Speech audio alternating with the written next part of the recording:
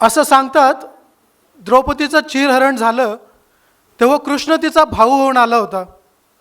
असं सांगतात द्रौपदीचं चिरहरण झालं तेव्हा कृष्ण तिचा भाऊ होऊन आला होता. लाज तिची राखण्यासाठी चमत्कार त्यानं केला होता. लाज तिची राखण्यासाठी चमत्कार त्यानं केला होता. कौरवांच्या तावडीतून त्यानं तिला सुखरूप बाहेर काढलं होतं.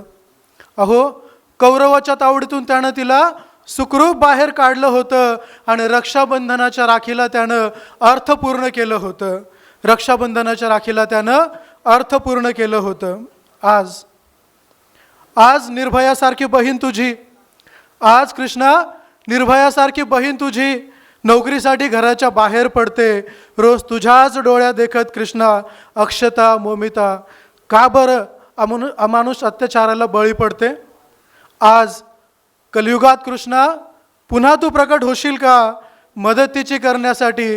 हाती तुझ्या चक्र सुदर्शन घेशील का, चक्र सुदर्शन घेशील का.